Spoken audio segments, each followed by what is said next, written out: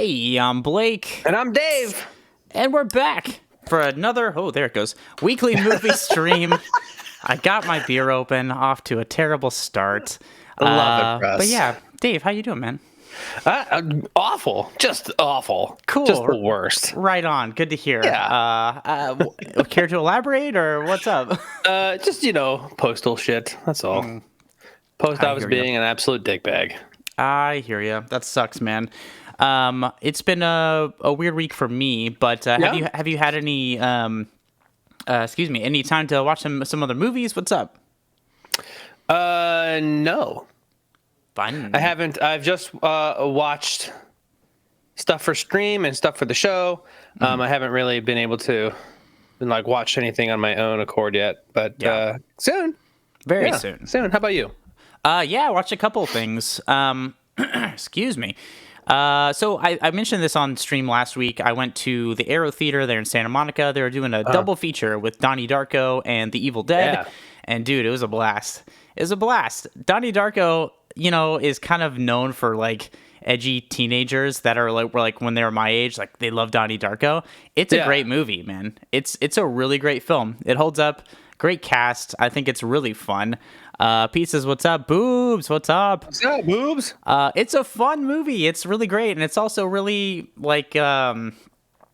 emotional. There's so much to it. Yes, exactly. So we watched it in the theater where that it was filmed, but also in the movie Donnie Darko. What's up, Icky? Dude, thanks for the raid. So we watched the movie in the place where they filmed it, but the movie that they were watching in the movie was The Evil Dead, and so they screened that as well. And I'll tell you what, I've seen The Evil Dead a number of times, but I finally got to see it in a theater on film with a ton of people, and dude, it was fun. I laughed the whole time. I was grossed out as well most of the time. So it was a really good time. I really enjoyed it. So it was a fun little escape there. Well, that's cool. I'm just glad that I got to go to the theater to watch one of the movies for tonight's stream. So that was fun. Yeah, man, I've been to the theater a bunch, especially for tonight's movies. We're talking about Super Mario Brothers movies. Yeah. The original 93 film and the new 2023 film, 30 years apart. And, yes. Oh, boy. Shows. Oh, boy's right. But yeah, short of that, I'm just jamming through work. I've been summoned for jury duty, but I haven't had to report yet, luckily. Crossing my fingers. Crossing the fingers. But I did get a parking ticket today for the first time in 8.5 years. First time. And they fucking got me. First prize tickets, apparently. First prize tickets. Yeah, sub to our channel so I can pay my fucking $80 parking ticket. God Jesus, damn it. What happened? I street cleaning. Yeah. I parked last night and I was like, there's a spot. I parked and I was up in time and everything like that. I'm sitting around. My part was street cleanings from 10 a.m. to noon. And I'm watching the clock's going by and I'm working and everything's great. 11:45, I was like, oh shit. It's too late.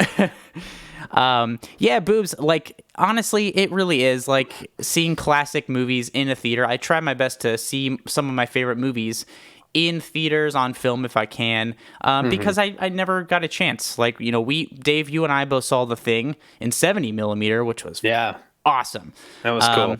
So I also got to see The Shining last year on film for the first time, and and Evil Dead was great as well. So it's a good stuff, but yeah, I did show it on stream. I'm not going to deny it, because when I first moved here, that is my ticket. When I first moved here, I used to get parking tickets all the fucking time. And guess who didn't have money to pay them? Oh, no. So I just didn't. For years and years, because I was like, listen, if I pay this ticket, I'm literally going to lose my apartment and have to sleep in my car. And so I didn't. But luckily, they cap out. I ended up having to pay $800. Jesus Christ. For them, but could have been worse. You didn't get a warrant? No, for parking tickets? No, dude. If you have enough unpaid parking tickets, they can come get you. I didn't. Well, you know what also helped? I didn't I don't know if I should be admitting this on stream, but Statute of limitations is up, right? Probably. When I first moved here in 2012, I didn't like register like that I lived here. I didn't apply for it. So oftentimes my parking tickets went to my thing, but like registered to a California license plate and not an Ohio one, which I had. So I got out of a significant amount of tickets by breaking the law. So breaking the law. Just saying, ladies, if you're looking for a bad boy. So facts out of the two of us. Yeah. The Postal Service they're monitoring Twitch for sure. So anyway, that's been my week. Skirting jury duty, skirting parking tickets, and living life on the edge, Dave, pretty much. Living La Vida Loca. Eat your heart out, Ricky Martin. John, what's up, buddy? Yo, John, how's it going, buddy? So, yes, but anyway, let's move on. We got some movie news this week. Lots of stuff going on in the movie world. Do you want to start or you want me to start? You go ahead, start. All right. So, in theme for this episode, like I said, we're talking about video game movies. Blumhouse's Five Nights at Freddy's movie finally gets a first look / release date of October 27th. Ooh. It's releasing to theaters and Peacock on the same day. So, have you ever played Five Nights at Freddy's? I've never even heard of it. Oh, really? I guess it hasn't been popular probably for a long time. I'm not a huge video game connoisseur myself. They make me motion sick, so I can't really play them much. But I do know what Five Nights at Freddy's is. It was very, it's kind of I don't know if I would say viral hit. But it's basically, you're stuck in Freddy Fazbear's, it's like a Chuck E. Cheese. And you're stuck there overnight, and the animatronics come to life and try to kill you.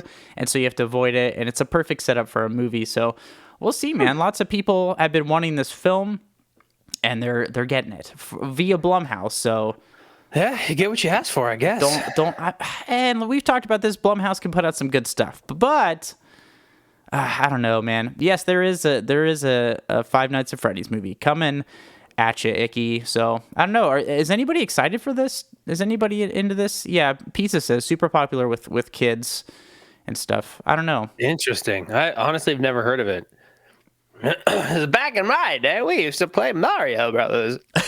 I mean, this was probably 2015, maybe 2016. This was really popular, so it's still been a while.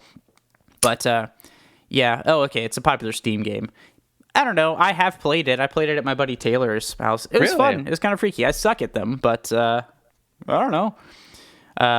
Oh yeah, see, John, we're gonna get into that too. That's something I do want to discuss is video game adaptations. Yes.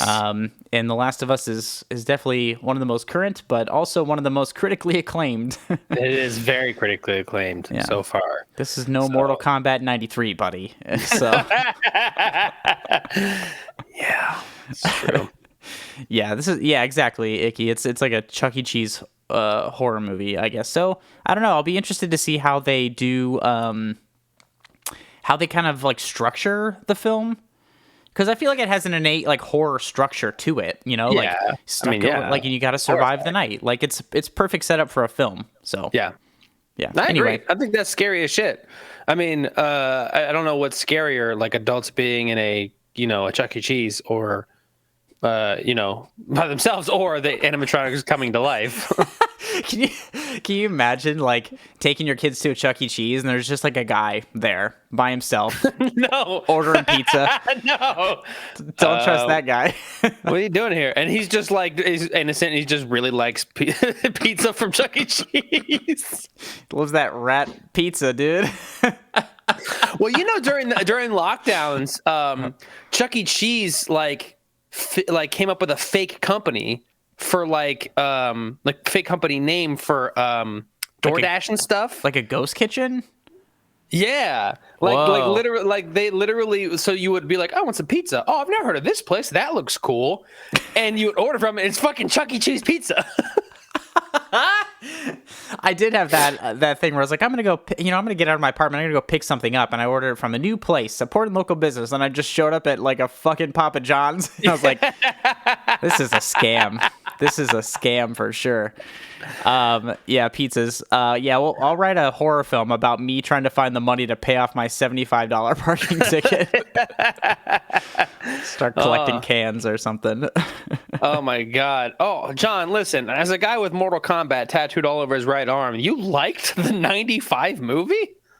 Hey man, we're all open to... I liked it, but now I'm like, nope. I think it has its place. I don't think it's a good movie, to be very clear, but I think it is a fun watch. It's not going to get like a Criterion Collection release, but I think it can be fun to like watch back and like have a good laugh or whatever. That's fair.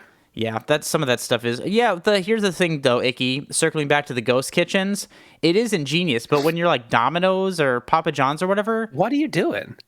Like that helps for like local businesses, like, but not like we don't need like Walmart having a ghost kitchen. Like come by our little mom and pop shop that it happens to be inside of a Walmart. Like no, you're Walmart.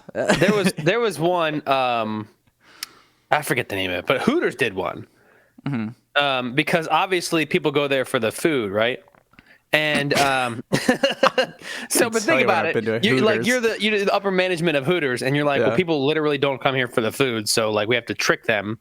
Because if you're like ordering food, like I'm not gonna order Hooters. There's no girls coming, Like, well, is there food good? That's the question. It's decent. There's some good stuff there. Okay. Yeah, for sure, but.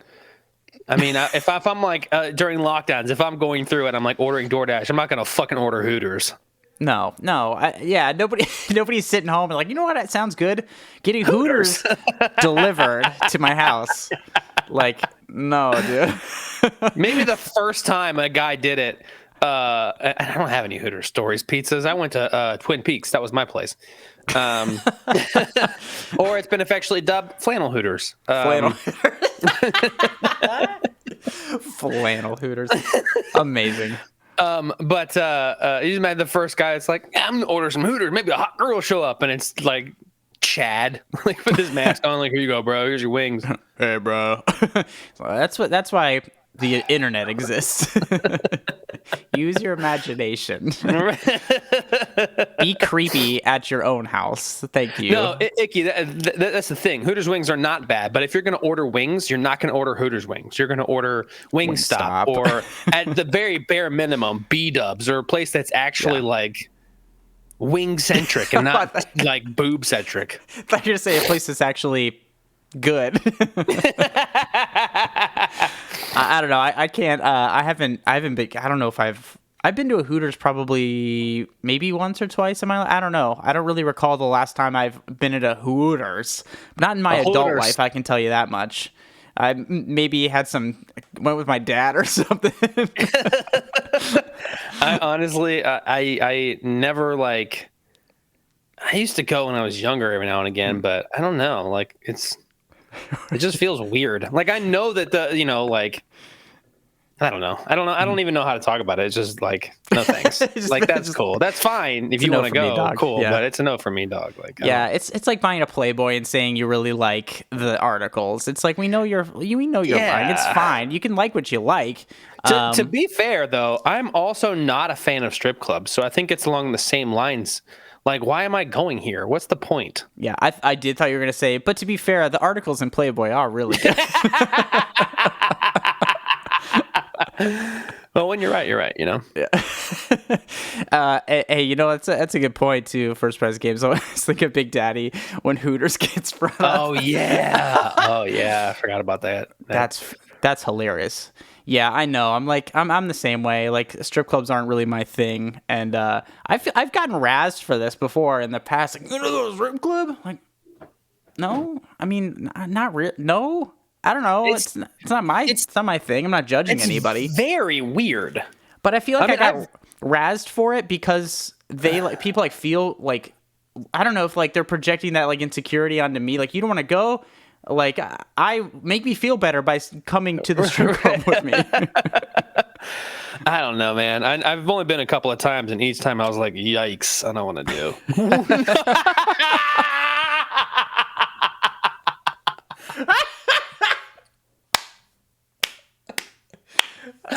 Oh my God! If anybody doesn't see it, Rika Fresh says I went to a strip club once. The girl was crying on stage. It was pretty lame. Oh, welcome to the God chat, damn it. Rika. You entered with the That's funny. splash. But also, Jesus.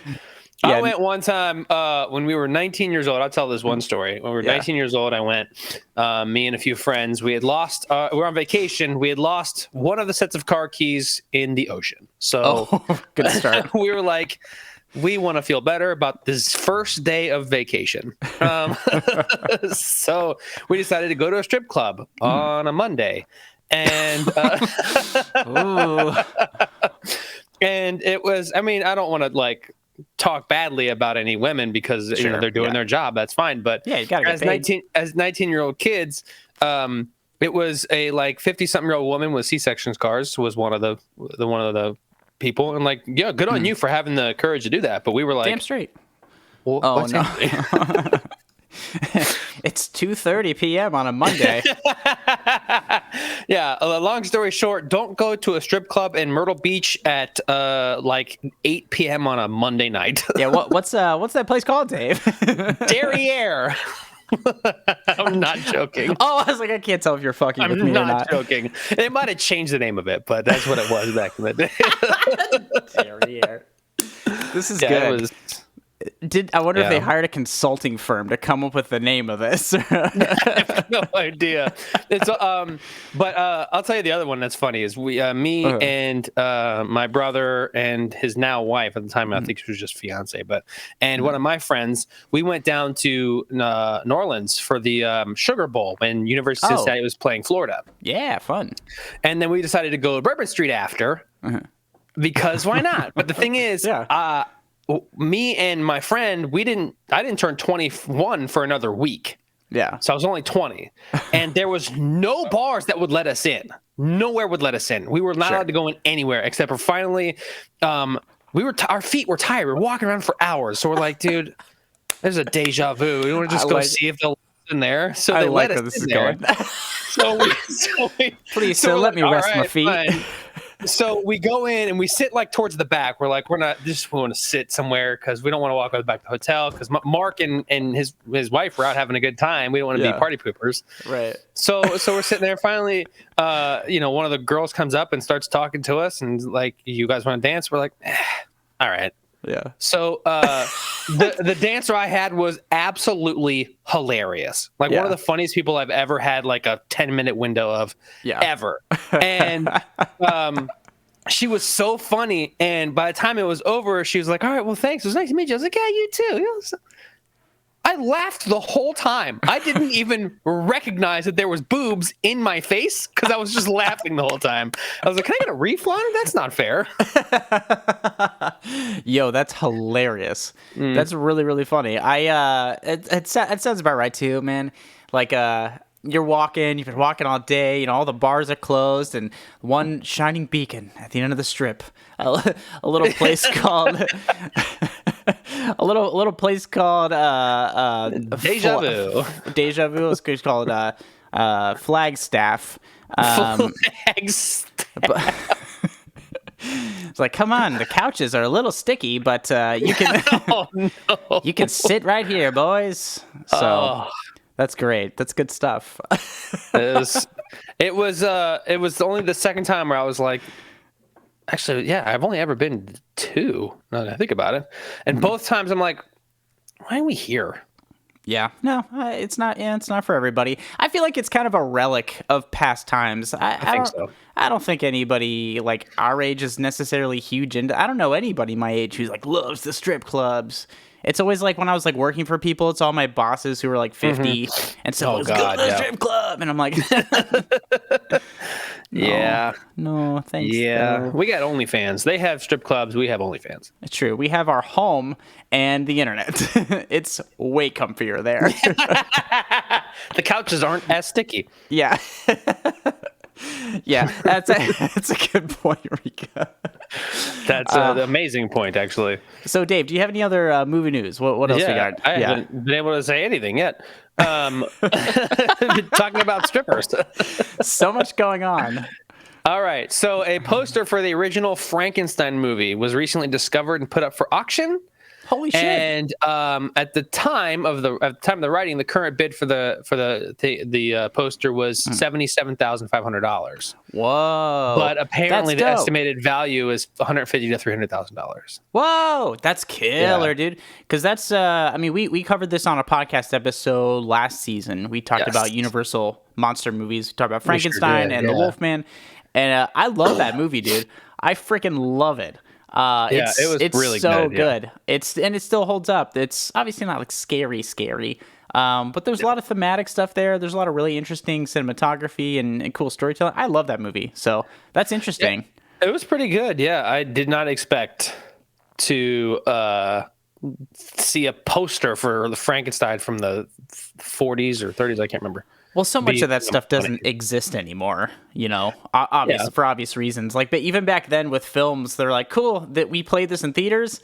Who's going to want to watch this shit? And they burned a lot of it. Like, they burned a ton of film. Oh, yeah. Like, that's not even a joke. Like, the majority of silent films don't exist anymore because they're all burned. They're like, there's no home video. It's not like anybody could, like, own these things. And so new movies coming out all the time, put that shit in the fire. Wow, dude, that's incredibly stupid. It's sad. It's it's a bummer, but what can you do? Oh, cool. So they were giving away old posters on the Universal lot this week. See, that's cool. That's always interesting too. Like I went to a screening on the Fox lot years ago where they were screening a film print of Fight Club, and they pulled out a bunch of, it was from like the home video department that was holding the screening, and they pulled out a bunch of stuff that they just like found. It was right before Disney acquired them, so they're just giving away. I have this old like Fight Club poster that's I'd never seen like the design for. It's like a really like minimalist like design. So I have like a poster of that. They're just giving all this stuff away because they're just taking up room. So.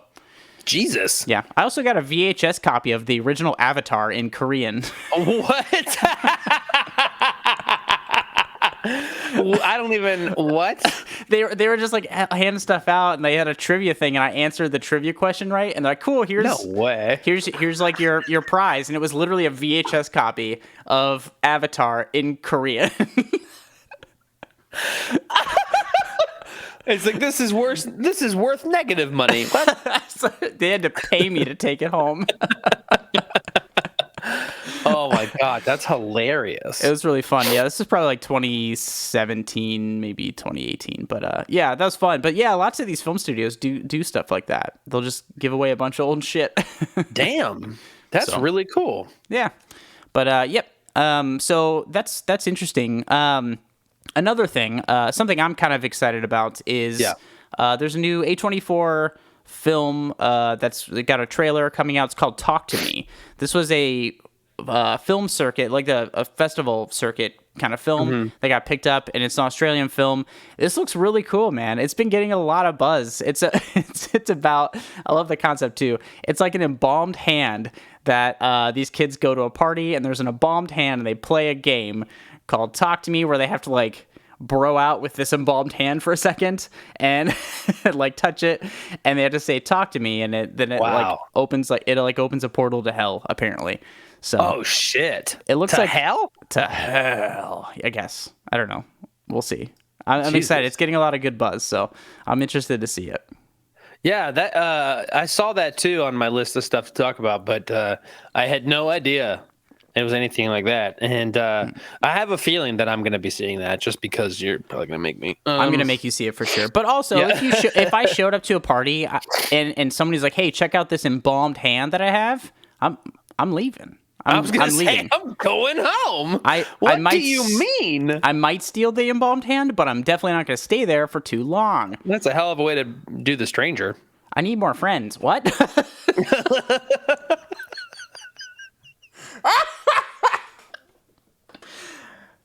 Jesus. Oh my God. That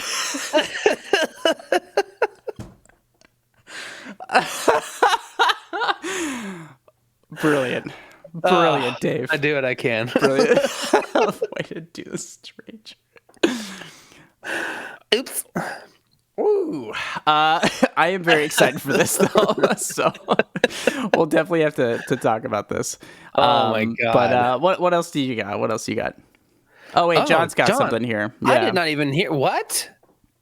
This is where's this development coming from? There's a ton of Star Wars stuff coming out. Obviously, we talked about the Skeleton Crew that the Daniels are working on and stuff, but lots of Star Wars stuff going on lately.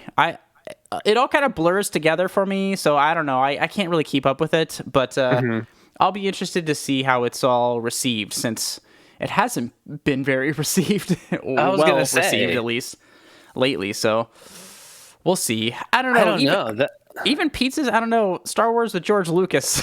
I don't know. I wouldn't even say it was great, capital G, but maybe that's just me. That's a hot take for sure. I know. I know Pizzas is gonna be mad at me. I know. Listen, I have to rewatch the original trilogy, not the original trilogy, rather the prequel trilogy. But whatever, we'll see. I'm just confused if it's 25,000 years before the original trilogy. So is it not going to be in space? It's a great question. Because there's no way that is the technology they have after 25,000 years. That's a fair point. And listen, I am interested in James Mangold, who's an incredible director. Yeah. I think he's an egomaniac of a human, but incredible director. Obviously, yes, he's doing the new Indiana Jones movie, which I definitely want to see. But he also did Logan and all these wonderful films. The man's incredibly talented. So I'm definitely interested in seeing things that he does. So whatever. Maybe I'll go see it. Dave, maybe we'll talk about it. Yeah, so we'll probably will.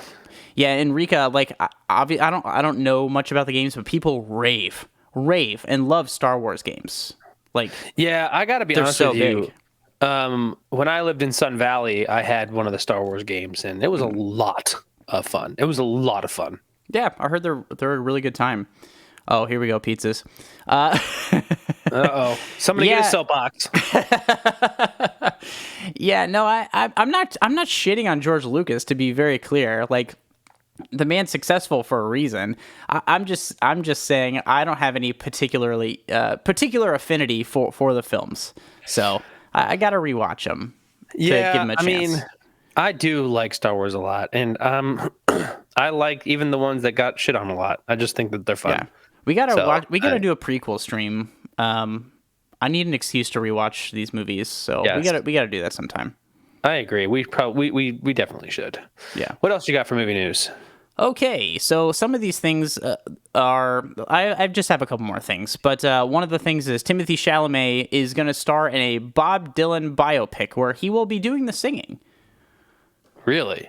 Yeah, I'm interested in this because I think Bob Dylan is I'm not a huge Bob Dylan fan, music wise necessarily, but he's created such a myth of himself that I love the stories of Bob Dylan, and a lot of people who cover Bob Dylan songs, the covers are infinitely more popular than the original Bob Dylan tunes. But I'm very interested. There's been a lot of Bob Dylan movies, Oh, really? There's been a number of Bob Dylan movies, so I'm interested to see what they do, and how Timothée Chalamet handles the essence of Bob Dylan. Who, as it was pointed out, he is still alive. Bob Dylan is still kicking. Right, but to me, that's about as relevant as Elton John still being alive and Rocket Man being a thing. So I don't think biopics have to have only dead people. So, no. So yeah, I know. I think if the story's compelling, do it. Yeah, honestly, because Bob Dylan, I think, is ripe for that. Because, like I said, he's created his own myth. He's like the Joseph Campbell of music myth making. Right. So long as it's not an auto biopic, because then I get mad. Yeah, because then we get. Listen, I don't know how you felt about Bohemian Rhapsody. I thought it was a fine film, but all the members were involved in it, and they're portrayed in the film as having no problems or no issues or anything. You're just being super stand-up guys. The only person who really had a problem was Freddie. And it's no, that's bullshit. We know that's bullshit. But I don't I know. also think it's funny that his Freddy's family, like, kind of got a say in it, and they had to whitewash how gay Freddy was a little bit. I know it was a frustrating film. I'm not gonna lie to you. It was a frustrating movie. But Rocket Man was fun. I think Taron Egerton was great, and I thought they did an interesting thing with the biopic. They turned it into a musical of its own. I thought it was a great movie, honestly. Shocker, but I've never seen it. Here's some movie news that I think you will like. Oh, brilliant. There is a new Universal monster movie being made by the filmmaking team known as Radio Silence, who just did Scream 6. Oh, dude, I love Radio Silence. I think these guys are super talented. Yes, they did the new Scream movies, but these guys got their start doing like really weird mashup like movies, like mixed media stuff that they like take and like remix for the movies. They're like video artists essentially as a collective, and now they're. I mean, this is probably 20 years ago plus, and now they're directing these huge movies. Wow! So I'm excited for this. I did see this news, and it has. I guess the plot details haven't been revealed too much, but it's like Dracula adjacent. So here's what it is. At one point, this film was called Dracula's Daughter. Okay. But we do know that it tells the story of a group of kidnappers who abduct several teens and come to regret it when one of them is revealed to be the vampire's offspring. Interesting. Yeah, I'm interested. I think these guys are really great directors. The whole team of them are. So I'm interested. I'll probably see this for sure. I really want to see Renfield, though. I'm not gonna lie. Yeah. I really want to see it. I want to talk about that. I definitely would be willing to see it, but I'm not like, I don't want to go out of my way to see it. I feel that. I do. I would go out of my way, Dave, to see it. Yeah. So I don't know. Maybe we'll talk about that if you have a chance, because I think it's coming out soon. I think it is coming out soon. Yeah. Okay, I'd love to talk about that on the stream. If you're able to get away and go see it at the theater, I would love to see it. So, we can do that. But yeah, we also got to make Dave watch Screams 2 through 6. Oh, I'm busy that day. You fuck. I'm gonna get you to watch. I'm gonna get you to watch these movies. I'm gonna wear you down, and everybody in the stream is gonna wear you down over time until we get you to watch these movies and appreciate them for the brilliance. Yeah, almost had me. I might end up with being worn down into watching them, but no, not gonna like them. Wendy, I'm just saying, it looks fun enough for me to sit there and have commentary. Just saying. Also, I feel like this would definitely be a movie where they tried hard enough, and I think they would have succeeded hard enough that if somebody next to me is doing the thing that they did last time we all saw a movie together, oh, dude, I'm going to lose my mind. Yeah.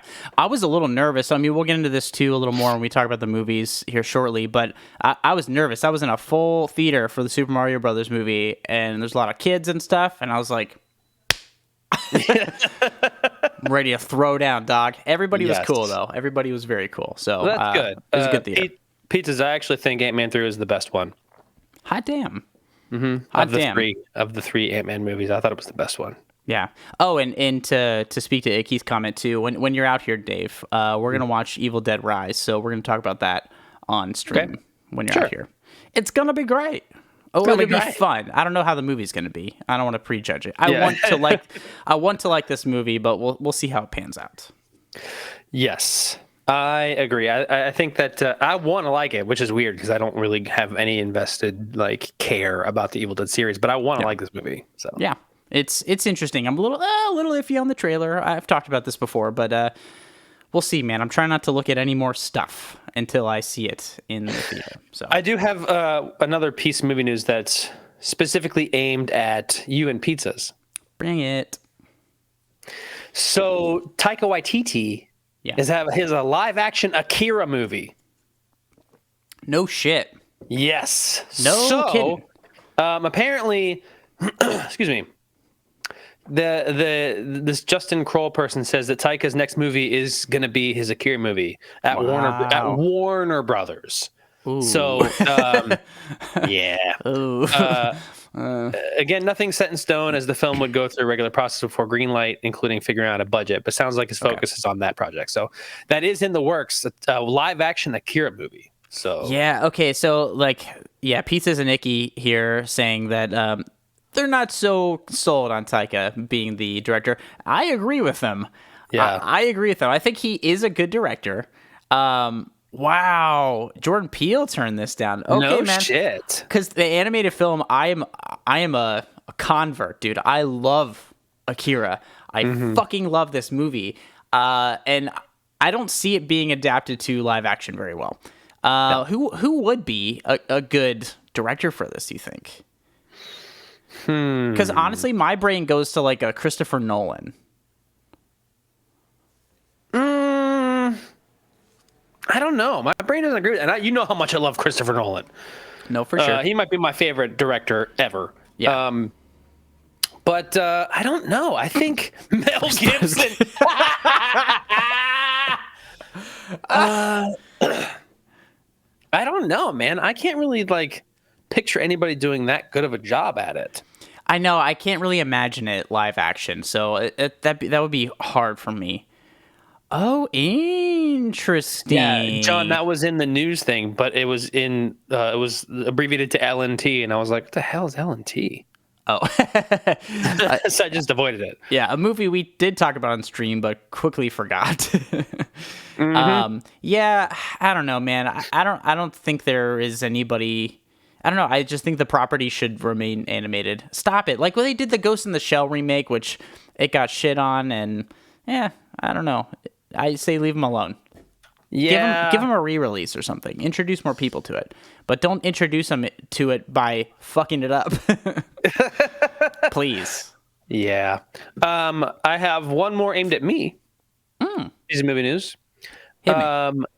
Let's see. It is the new director for Fast X, Louis Leterrier, says that Fast X will bring back an iconic Fast and Furious element.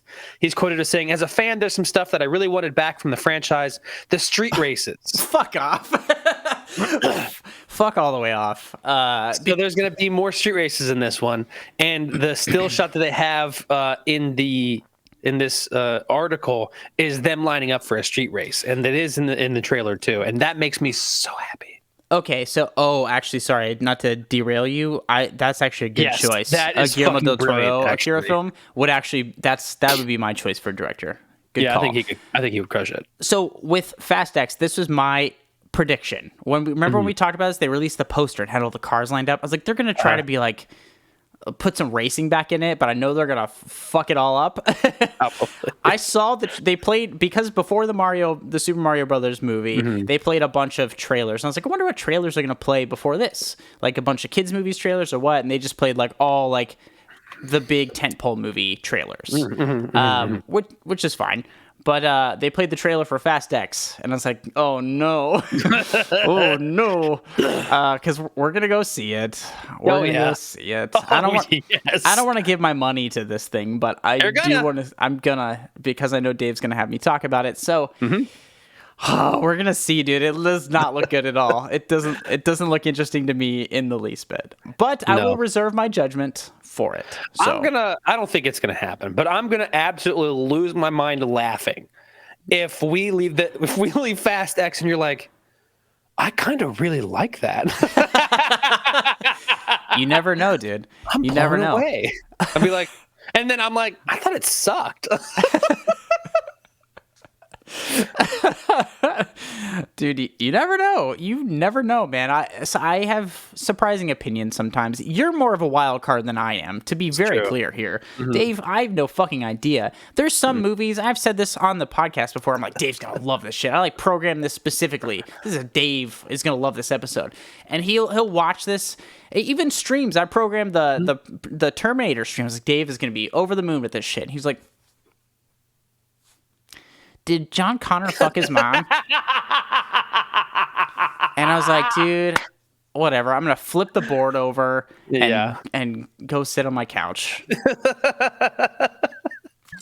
And yes, Hawk Rules, Jordan does know Tiny Tim songs. I know Tiny Tim songs, but I'm not going to play them because you don't want to know. No, I guess I don't. I'll play you some Tiny Tim songs not on stream, Dave, and you'll thank me that I didn't play them for you on stream. Cool beans. They belong in horror movies. But they're fun. They're weird. Anyway, that's all I have to say about that. Good. But if you are ready, then I'm ready. Do you have any more movie news? Wow, I blanked there for a second. Not anything major, just that apparently Quentin Tarantino's next movie is breaking a thing that he does a lot, a tradition for the first time since '97. What's that tradition? That he's basing this as this movie, the movie critic is a real critic. It's based on a real critic, but he's not known. Mm-hmm. So apparently it's like not based on a well-known person. Oh, I don't know. Does it matter? Okay. No. No, I mean, not to. No, I didn't mean necessarily like that news or you telling me to. I just find that a lot of these movie news things that I come across are very like the most inconsequential things, and it's just like churning the news cycle. It's like we gotta get some. One time, Quentin Tarantino mentioned he liked this flavor ice cream. I don't know. That's news. Put it out. It's all very clickbaity. Yeah, very much so. This is the kind of ice cream Tarantino can't get enough of. Can you guess what it is? The answer will shock you. And it's the vanilla bean. yeah. Here, the quote is like, vanilla? Question mark. There you have it. Quentin Tarantino. Yeah, no, I get it. But no, that's pretty much all I got. I did hear, I did not watch the Jeremy Renner interview with Diane Sawyer. Yeah, I saw a clip of Jeremy Renner with Jimmy Kimmel, I believe, on Jimmy Kimmel. And he seems way different now. How? Like, I don't know. He seems more energetic and a little like he seemed a little loopy. Like he's probably still on pain meds. I'm gonna say he's probably still on pain meds. So that's why but like he even was like, yeah, that's he said after I got crushed, my whole year opened up. I started making plans. I was gonna buy a boat. Just gardening. I don't know. Fix my house. Oh God! I'm glad he's doing well. I am. Yes, I am very glad. I like the actor. Yeah. I made some off-color jokes about him when that happened. I didn't mean to. I wasn't trying to be mean. Took a little flack for that, but no. I'm with you. In my head. Oh no. Yeah, I don't know if I want to say it. You can if you'd like to. Listen, he joked about it, so I'm just gonna go ahead and get out with it. Like, man, Jeremy Renner was really crushing it lately.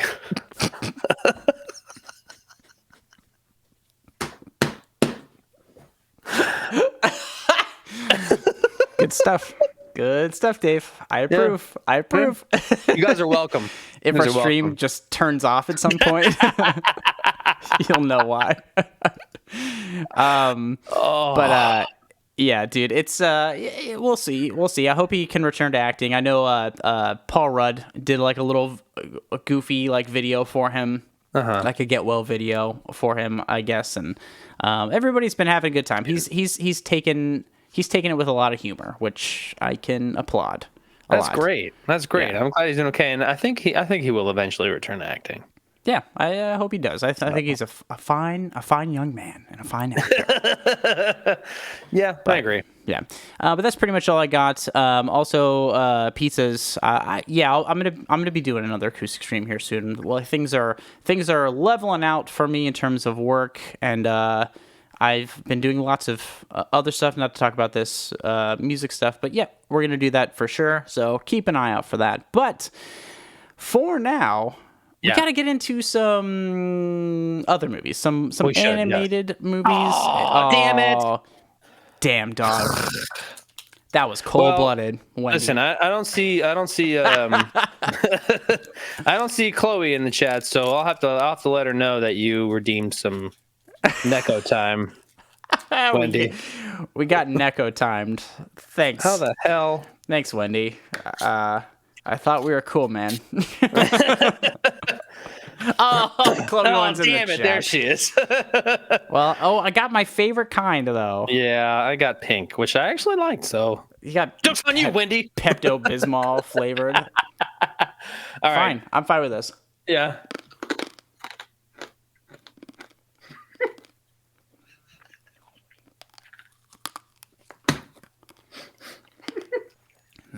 Nope. I thought it. Holy shit. Oh. Nope. Oh my god. God damn it. Not only did I chip all of my teeth. Oh my god. We found Rico. We found the only person keeping Neko afloat.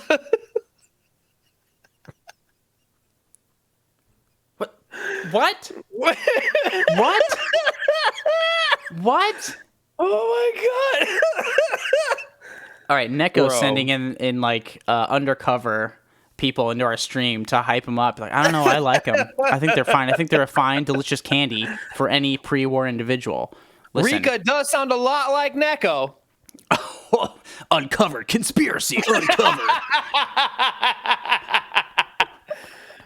Oh, God fuck. damn it. Every time, because I'm drinking beer and then I eat a fucking Necco wafer. And I'm like, oh, this is my favorite kind. And I eat one and I'm like, nope, I want to die now. Thanks. There's only like 2 flavors that I can deal with from Necco. Okay. It's the pink one, which I really like actually. And the like I'll eat the pink ones all day long. Pink ones are like mint. Whatever. They make me Not sick. really. No, They taste like mint to wrong. me. I might also have cancer, so I don't know. Can't share the taste buds. But and also the brown ones aren't horrible. They just feel like somebody wanted a they wanted a piece of chalk to smell like a Tootsie Roll. It's just the essence of Tootsie Roll. I honestly don't mind the chocolate ones that much. I know you hate them, but I don't mind them that much. Because Blake had a whole sleeve of just all the chocolate types of Necco, and they were disgusting. Yeah, when we first started joking about this, however long ago that was, we ended up getting a bunch of them. People sent us a bunch of them, but I had a whole sleeve of chocolate ones. Oh, it was gross. So disgusting. Fucking bad. But anyway, we are talking about Mario movies. We're talking about the recently released, a couple, like last week, newly released, the Super Mario Brothers movie. Very long title, from 2023. And we're also talking about Super Mario Bros. From 1993, 30-year difference. Yes. So before we get into that, too, are you a Mario fan, Dave? What's your history with this franchise? I don't really have one. I did not have an NES as a kid. We were a Sega household. Bitch. So, so I did not have any real connection to it. I played it at a friend down the street's house like once. Okay. And then later on, when they kind of, I can't remember if it was on an actual NES or if it was on like one of those game systems that you like they did like retro Mario, like an emulator kind of thing. Thank you. And then also that's the OG. But on my 30th birthday, as you and Icky know, we played Mario Party a lot, and that was a lot of fun. So I kind of like I had some adult nostalgia about it. So past that, no. What about you? I love the Mario games. I had an NES growing up, and it died, but also my grandmother had an NES, and like the only game that she had for it was Super Mario Brothers 3. And it is my favorite NES game ever. It's the only video game I've ever beaten, and I love it. When I first moved to Los Angeles, so I still have my grandmother's NES. She gave it to me, and I still have it, and I still play it. So she gave it to me, and I brought it with me to Los Angeles, and I was woefully unemployed for a very long time. I was a freelancer, so I was like working job to job, but I like sit home and it's like I would like stress play Super Mario Brothers 3 until I beat the game.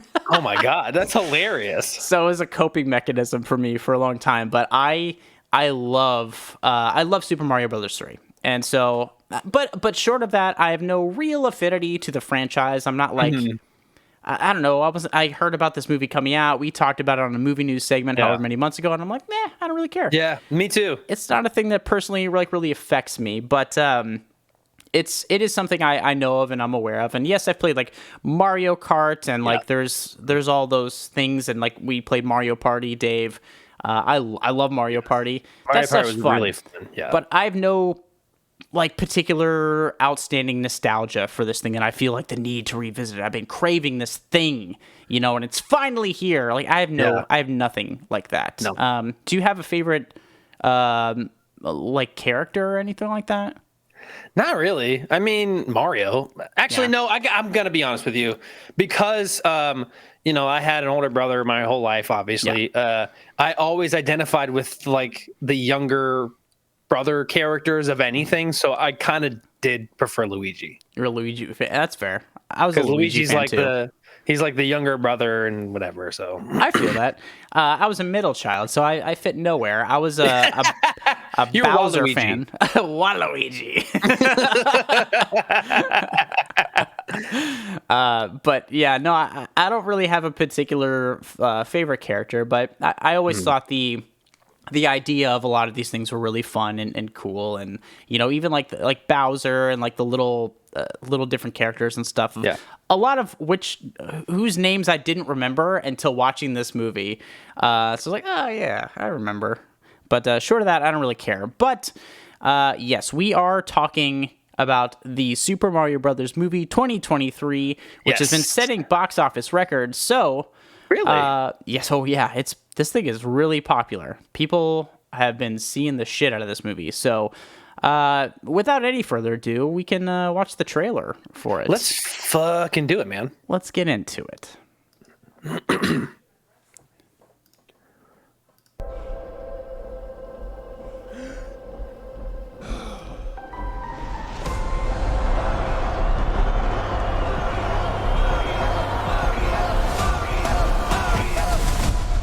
All right, let's go. This is also a little bit deceptive. A little bit, yeah. Oh my God. Okay. Not sure if you know who I am, but I'm about to rule the world. Wow. Yay. But there's one problem. There's a human, has a mustache, just like you. Do you think I know every human being with a mustache wearing an identical outfit with a hat with the letter of his first name on it? Because I don't. Bowser is coming. Together, we are going to stop that monster. How? Look at us. We're adorable. Oh, I got this. No problem.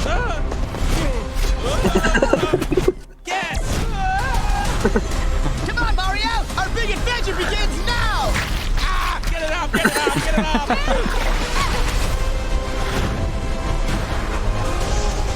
There's a huge universe out there. With a lot of galaxies. They really don't use Chris Pratt's voice They're this all much at all. counting on No. us.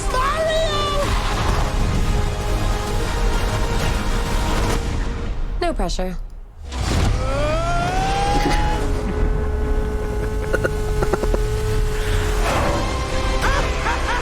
Although they do show off a lot of the scenery and the things we do get to see, which is relatively accurate.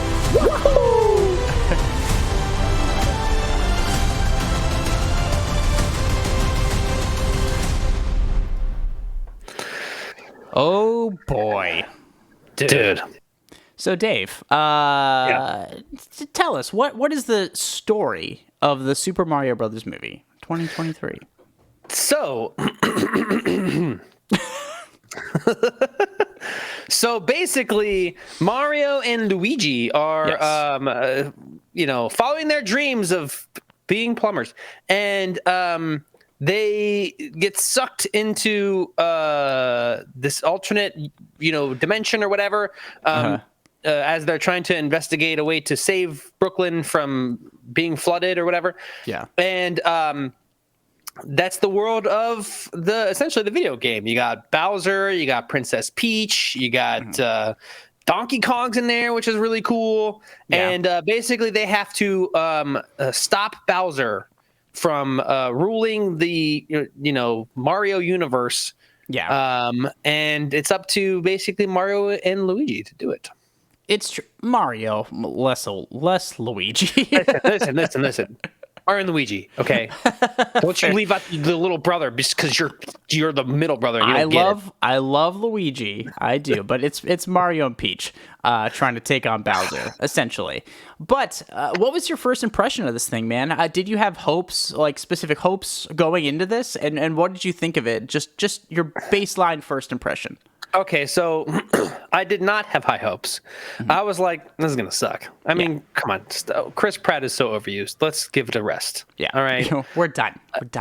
Let's Shut it down. simmer down now. So, and I went into it feeling like, well, we'll just see what happens, I guess. And I really liked it.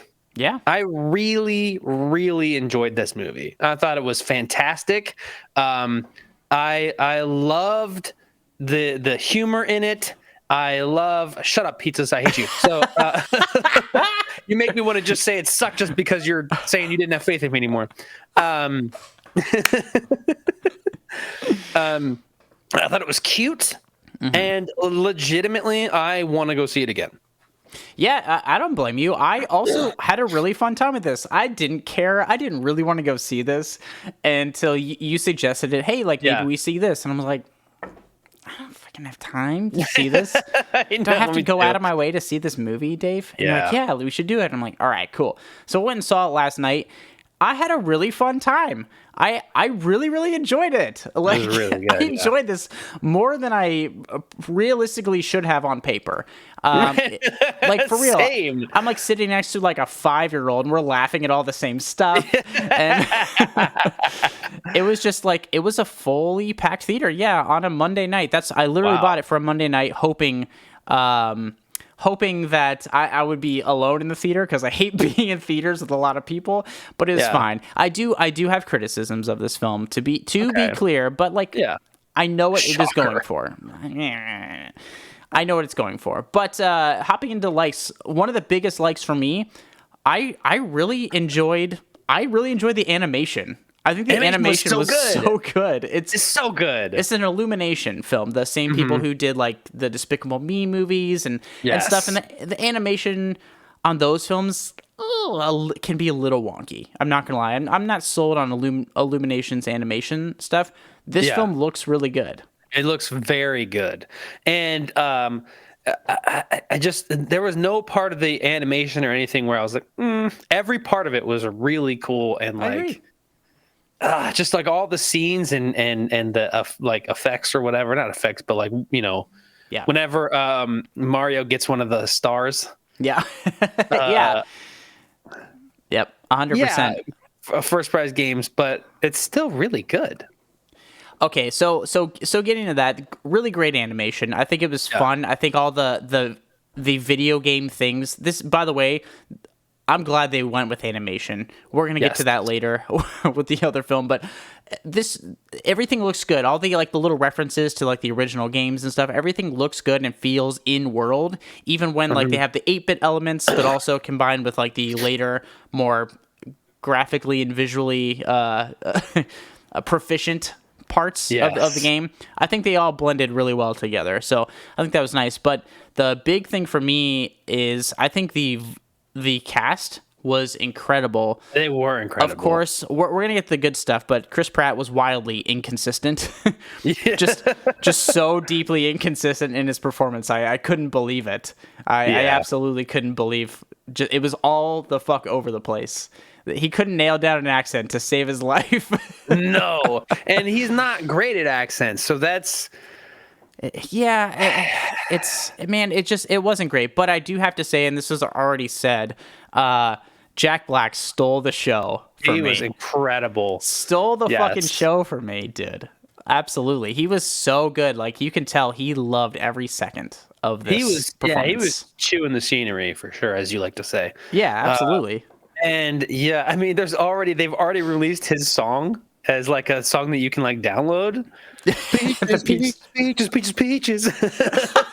The Peach song made me piss my pants laughing. It was really funny. It's so good because you can hear Jack Black, like it's Black being Jack Black, and it just makes it that much better. And so we're going to talk about the '90s Mario Brothers movie pizzas, but I can see it being incredibly jarring for children. Oh, totally. To watch that film. But Jack Black was great. I think Charlie Day, even though you could tell he's Charlie Day, he still had a consistent like voice, like accent through it. I think he did great. I think it was different enough. Yeah. That you weren't like, come on, Charlie Day. I thought it was different enough that he pulled it off really well. I thought it was fantastic. No, I agree. I totally agree. Seth Rogen as Donkey Kong, I think was good. He was Seth Rogen, right? When Rogen voices stuff, but I think it works for his like the characterization of Donkey Kong because he's kind of like a teenager, like a dickhead teenager. And that's how Seth Rogen talks still as like a 50-year-old man or however old he is. But I think he was really great. Anya Taylor-Joy was really good as Princess Peach. Yes. I did not know that Keegan-Michael Key was Toad. Yeah. I had no idea. That's incredible. He was great, dude. He was really, really good. Like I said, I was really, really happy because oftentimes, this is a big criticism of animated films when they have like the big celebrity voice actor who comes in and they just do their voice. Yes. Then it's like, oh, okay. Nobody cares. It's not voice acting. But I think, again, with the exception of Chris Pratt, everybody leaned in and gave a voice and committed to this thing. I agree, and I thought they were fantastic, every single one of them. I honestly don't mind Chris Pratt's performance. Just used because, to it. But just because everybody else was so good, they elevated him, in my opinion. I agree. Actually, I really agree with that statement because there's a number of times where I was like, what the fuck was that? but by like the last act of the film, I was kind of like, I was fine. I like didn't really think about it too much anymore because there's a lot of stuff going on in this movie. Mm-hmm. Also, if you noticed, he doesn't speak much in the trailers. He also didn't speak much in the entire movie. That's a great point. Apparently, I had read this that he had tried an accent that in some of the test stuff. And they nixed that shit. They're like, no. You pretty much just have to sound like Chris Pratt. Right. With a sometimes Brooklyn accent, sort of. Kind of. And sometimes it's deeper, but sometimes you talk in a higher register. Doesn't matter. It just happens sometimes. I don't know. But to be fair, that is a bit nitpicky. I agree. 100%, it is nitpicky. Actually. I don't think it's bad. I don't think it's bad in a way that would pull you out of a film. Especially because he's not ever going on any giant monologues. Like I said, he rarely says anything. Yep, he doesn't need to. And honestly, the character doesn't really need to. It's so funny. I agree with you 100%. But it's so funny how the main character of the movie spoke the least. It's true. They probably did give him. I feel like Luigi got more lines because Charlie Day is funny. He got the funnier lines. He definitely got to emote a lot more. I think he got more interesting stuff to say because they just let Mario do the action. Like we can animate this shit and just have Chris Pratt chime in and go, woohoo or whatever every now and then, or be like, or like when he turned into like the cat suit thing. It's like meow, and I'm like, great, whatever. It doesn't matter. It doesn't take a fucking voice acting genius to pull some of this stuff off. So yeah, especially because a lot of Chris Pratt's lines were.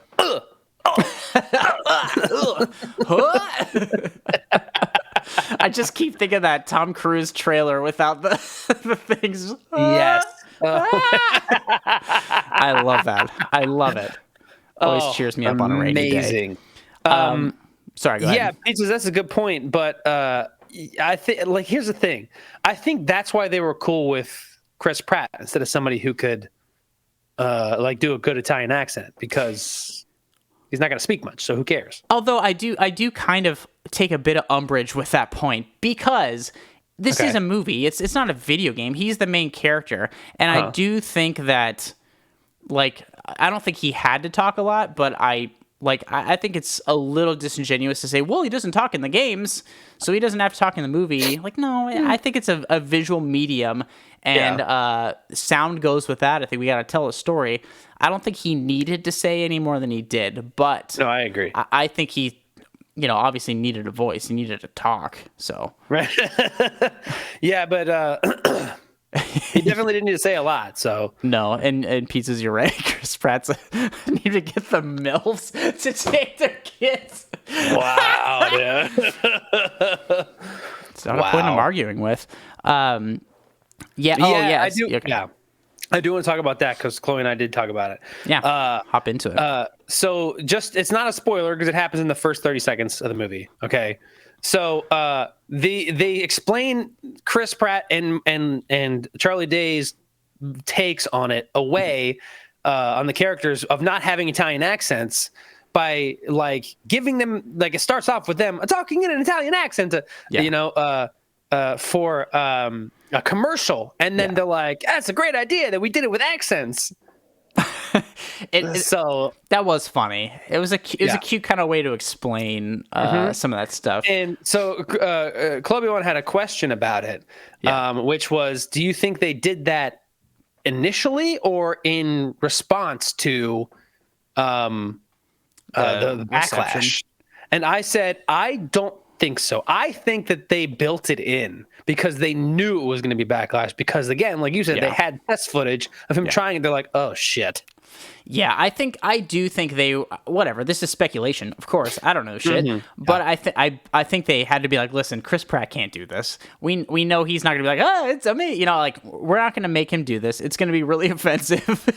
We're just going to have this thing and, like, build in an excuse from the beginning. And I think because they built that in from, like, essentially the very first scene, that, like, I think that felt intentional to me. So it's a good question, though. And I thought it was brilliant. I really did, because that immediately set the tone for me. Like, okay, cool. Because I feel like if they hadn't, I'd have been like, why doesn't he have an accent? Yeah, no, I agree with you. I was fine with it. I was really fine with it. One thing too, I think that I really, really enjoyed about this film is that the pacing. I think this movie was quick. Like, I think this movie kept moving, and I really, really enjoyed how they handled it. They didn't really stick around too long on certain stuff, and I think it was like 85 minutes exactly. That's all you needed when this movie rolled. I was like, that's it. That's it. This didn't need to be this, like, overwrought thing. No. And it's exactly as long as it needed to be, and I think it was jam packed, full of fun things and visually exciting stuff, and that's all it needed to be. So I don't know how you felt about the length. No, I listen, I'm with you. I'm with Pizzas. I thought this length was perfect, especially because every time we, not every time, but most of the time we pick movies, whether it's for our show or for the stream, I'm like, cool, yeah, sounds great. Yeah. And then I pull up to watch, I'm like, this thing is 5.5 hours. Fucking shit, man. I did not allot enough time for this, and I got to go to bed soon. Fuck. Yeah, and like I've said a number of times, I'm fine with long movies. Some of my favorite movies are long as fuck, but you have to justify that runtime. And this knew what it had to be. Like, we don't have much story, we don't have much plot, we got a lot of, like, fun things to do, and that's what we're gonna do. And then we're just gonna end. Yeah, no, Pizzas, you're right. Like, a lot of these things, Babylon specifically, a lot of these things. Yes. But to be fair, though, editors, it's not like the editors saying, hey, we need to make this 3 hours long. It's their job to listen to the director and cut whatever. But but the editor should have their own cuts. Yes. Because we all know Pizzas is an editor. I'm an editor. I know a lot of editors. And editors, even though, like, movies go out, they're like, yeah, I cut it, but it's not the way I would have, like, cut if I was controlling this. Like, so yeah, we don't need it. And no, it's a good point too. There's a lot of things too. I think trailers are too long too. Trailers are so freaking long. I don't want to sit through 2.5 minutes. I have to watch a 30-second ad to watch a 2-minute video. No, dude, just leave me out of it. Yeah. But I think this is great. How did you feel about the songs, some of, like, the needle drops that were in this movie? I thought they were so good. Yeah. And I just thought it was cool how it was, like, they did not just, like, throw in the exact like beep, beep, beep, beep, beep, beep, beep, beep. They just like did takes on it, which I thought was fucking awesome. Yeah, no, I think the original score for this is fun because it incorporated some of those things without like just punching you in the face. Like, remember this? I think it was really nice. But there's a lot of like good like pop songs and stuff too that was included. Like they had like Holding Out for Hero, you know, they like Take on Me. Although I have to say they put in that that fucking AC/DC song. I'm so sick of AC/DC songs and anything. They're the same songs over and over, and I'm sick of it. And I'm just, that was the only thing where I was like, we get it, we get it, we get it, we get it, we get it, we get it, we get it. No more. It's so overplayed and it distracts and annoys me. Anyway. That's a personal thing. I'm very, very against it. I mean, I don't have that level of disdain for it, but it's like I do. Really like do. I'm like, well, okay. I really get why you did it, but like somebody else needed to come out with a Thunderstruck, you know? And like give me the new version of that, but also.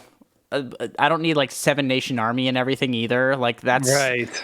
I feel the same way about that, and I like the White Stripes, but like every time that comes on like a trailer or something, or like there's a moody version of it, I'm like, no, stop, stop. Well, also I'm more used to that than most because that literally happens at every single college football game across the country.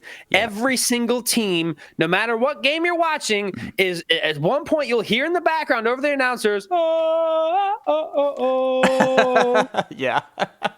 Oh, Icky's right too. It's gonna be like Imagine Dragons or something. Oh, Lord. Yeah. I'm already sick of it. In that case, let's go back to AC/DC. Still no. Give me nothing. Give me silence. I'll imagine something fun. Dragons? Sure. Great. Fine. How did you? There's obviously a lot of references to the games and stuff, but I thought there was a lot of fun stuff, like in the initial scenes where the Mario Brothers, they're going to go into their first job as plumbers. They started their own plumbing company, and they're going to the job, so they have to like get there quick. And so we see like the side scroller reference. That was so cool. I think it was really fun. I was going to mention that. I love how they did that. And I love how they did that without it being like a level in the game. Yes. It was very much, I wouldn't say, I don't know, like understated or subtle necessarily, but it wasn't like, hey, remember this? It just, it worked. It made sense for the story they were trying to tell. I thought there's a lot of little clever stuff like that. And then also, just to touch on, during those scenes, I really loved how Mario was the one doing all the like jumping and running, and he would go back and like, boop, open the door for Luigi. I agree. No, I thought that stuff was fun. There's a lot of things. Obviously, there's like later games that I don't know. There's references to that I know they're references to something, but I'm like, I don't know. Same. But it all still worked. How did you feel about Donkey Kong? Do you think was that a cool addition or was that unnecessary? I thought it was fine. Like it didn't bother me, I guess, to say. Like I don't have any affinity for Donkey Kong because I think I had a Donkey Kong Game Boy game. You know, really? Like where you're trying to like get up the like ladder. Obviously, it's the old school thing. You throw in the barrels and you're trying to get to the top. That's the only real thing I have, like memory I have of that. But I think it worked. It made sense in terms of the plot. They have to get somebody else's army and help them because all the toads are too cute to fight. So they go to like the Donkey Kong country or Donkey Kong land to get the army. It made sense. It didn't bother me. Yeah, I definitely didn't bother me at all. But I for some reason in the back of my head, I was like, I could hear the voices of the people who were like, well, it's not the Super Mario Brothers movie. It's the Mario Party movie if you're going to have Donkey Kong. Like just some Chad dickhead like saying, I just imagine somebody across the internet saying that. Listen, I disagree, to be clear. For somebody who cares about movies, if you care about the Super Mario Brothers movie that much, get a hobby. Go fandoms, dude. Fandoms are crazy. That's why like comic book movies are like people who go into acting, who take on roles in the comic book genre, they're like overwhelmed at first because fans immediately like, don't fuck this up. Like, I hated on so much. It's like, who has time to care about all this shit? Says Blake, who runs a movie podcast. Who has time to care about movies? Actually, I'm glad you brought this up. The Lumily in prison, the little ghosty character, in the prison. So for reference, not that this isn't a spoiler. It's the entire conceit of the film is people get captured and they have to stop Bowser. So Bowser has people in like prison. And so one of the characters in prison is Lumily. It's like this little ghosty character that is I relate to this character more than anything. More than anything is so funny. I was rolling because everybody's like, oh, we gotta get out of here. It's like, I can't wait for the sweet embrace of death. And I was like, yes, that was absolutely brilliant. And I think my favorite part is when, I'm not gonna give away what happens, but when that character goes, oh. I was legitimately laughing out loud in the theater. It's I thought it was great, and it was like little like weird dark humor stuff that I like really enjoyed. It really spoke to me as a as a millennial, I guess. Yes, but I agree for sure. Also, I have a question for you because this is something I've always kind of thought, but didn't really think I didn't really think about or consciously think about until I saw this movie. In my head, the Super Mario brother, like Mario is like a plumber in like his late 40s or 50s or something. He's like not an old man, but like a middle-aged man as a plumber.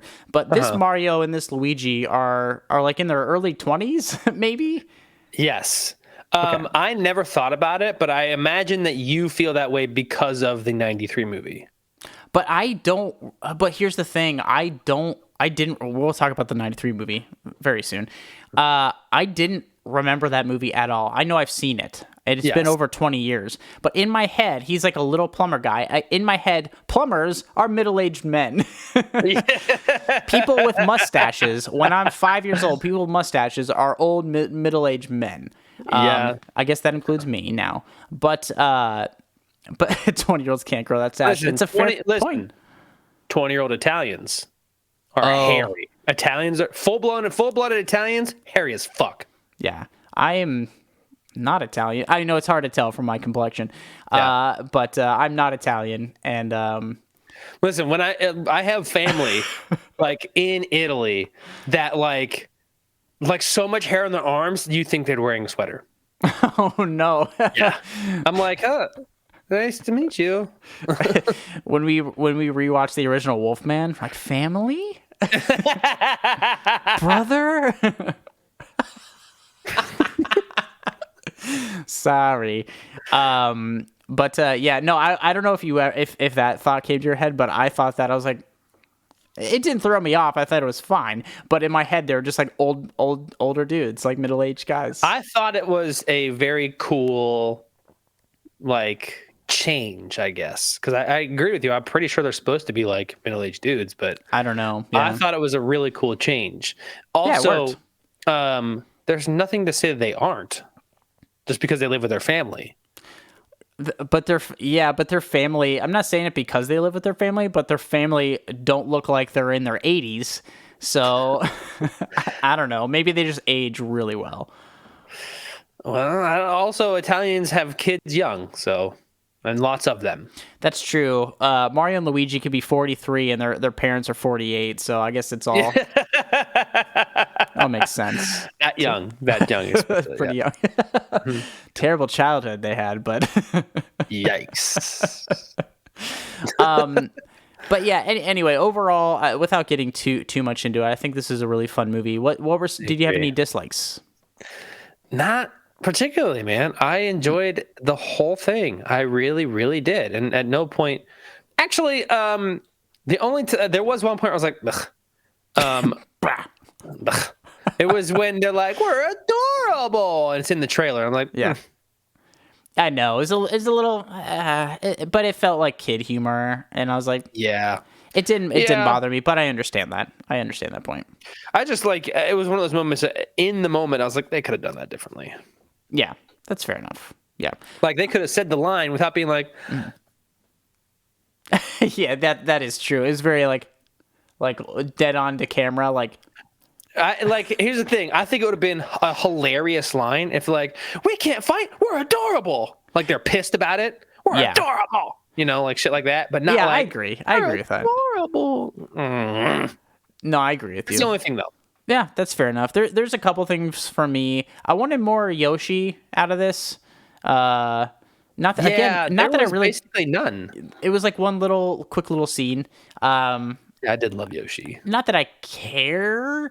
These are all like minor things, to be very clear. Yeah. These aren't things that like broke anything for me. I wanted a little more Yoshi, which we might be getting at some point. I think they're wanting to do a Mario universe. I was going to ask you about that after this, but I wanted more of that. Obviously, Chris Pratt didn't do it for me, but didn't break it for me.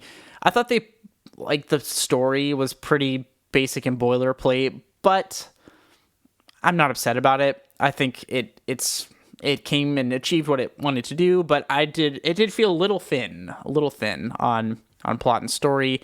Well, I mean, it's basically an amped up version of the story of the game. So again, I'm not mad at it, but it is something that I'm like, I do. No, I didn't feel any tension between them, to be honest with you. Not really. I think initially, but only because it's like another human.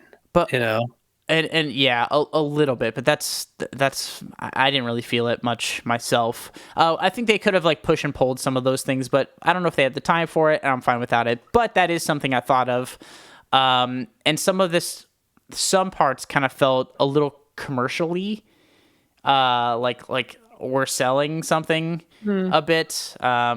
But not bad. I don't mind that. No, I don't mind that. I mind when there's commercials in my movie, but I just still had such a good time that I honestly, like I said, I really don't mind. But yeah, I think that I probably will if they have a Yoshi movie, if they have a Super Mario Brothers 2. I know Jack Black wants to do did he say he wants to do Wario or Waluigi? I can't remember. Either. But yeah, they could do I think they'd be really cool if they did a Super Mario Party. That would be fun. Movie. I think that would be really cool. Yeah. Yeah. No, I again, these are just like a couple of things I thought of. Nothing that broke my enjoyment of this. I think this is a really fun film. This is a recommend for me. I definitely recommend this movie. I think it's fun. Anybody can enjoy it if you have a heart and a soul. Or if you have kids. I don't think if you bring your kids to this, you're going to be miserable the whole time. So no, this is a hard recommend for me. In fact, speaking of kids, I actually want to take my niece and nephew to go see this movie. I think you say, speaking of kids, I want to have kids now because of this movie, so I can take them to see this movie. Have we met? Do you know me at all? I didn't know. Sometimes you take a left-hand turn on me, Dave. I just don't know with you anymore, okay? No. Just saying. No, that's the one constant. So you can take that to the bank. No kids here. I think it's great. And also a little side note, you know, I got really emotional for during the parts where Mario would say like, you know, stuff to Luigi, like as long as we're together, whatever, you know, the brotherly love, brotherly things, the brotherly love in there really like pulled on my heartstrings and kind of made me tear up a little bit because of my older brother Mark. You know, he, you know, is 7 years older than me, so he would like take care of me and protect me and stuff, and so that was like that kind of hit home. So, but yeah, all in all, I think hard recommend. Please go see this movie. Yeah, go see it. It's fun. If we haven't spoiled it already. We haven't spoiled anything. Okay, I feel like we've talked very generally about it, and we try to. But Wendy, I was like, no, they didn't. I wasn't gonna say anything, but I'm glad you brought it up, Wendy. Thanks for. I felt no nostalgia for this part. I could not connect to it literally at all. I was a cold slate of solid rock during those parts. If people could see the dichotomy of us both watching it, they would see me like single tear on Dave. I'm like, just blank face. more popcorn. Hilarious. That was a fucking burn, dude. Oh my god! But yeah, so it's a couple recommends for us, and now we got to go back in time, rewinding about 30 years, and we're going to talk about the original Super Mario Brothers movie from 1993, the film that started video game adaptation movies and blew up in everybody's faces. Facts. So I have a little classic trailer for that, and we're going to get into it, Dave. I'm ready. Let's do it. Alrighty. Let's do it. Who knows? These classic trailers can go either way. Mm-hmm. So far, nothing's happening. Universe next door. An alternate world separated by time and space, and yet somehow I like that. and contiguous with our home. Mario Brothers Plumbing. No leak too small. No. Don't touch it. No, it's not a big problem. Just leave it to the professionals. We'll be right I love there. those things. Luigi, we got a broken dishwasher at the Riverfront Cafe. You know what that means? Yeah. We got Mike.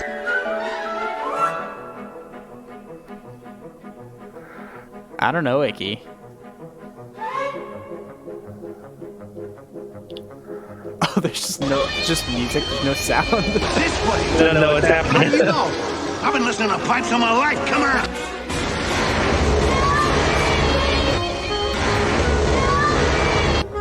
See that? Yeah. Down there.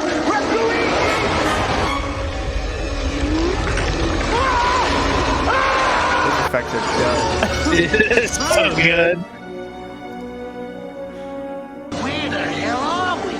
Who's this Cooper clown? lots of We gotta hard talk to audio that cuts in goofball this now. trailer. That Koopa clown. One evil, egg-sucking son of a snake. Your princess is here. I thought there'd be like movie trailer voice guy in this. Go ahead and say it. Dinosaur. You may think of evolution as an upward process. Loyal child of the royal Jesus, how long is this trailer? What I care about. Halfway through it, this is egregiously Our long. species. All right, I'm not gonna post this.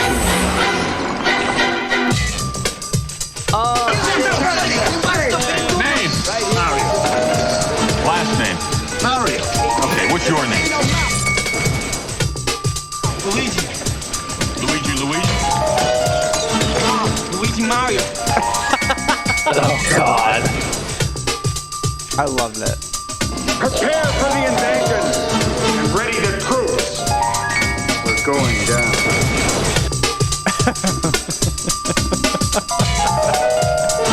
Oh, funny.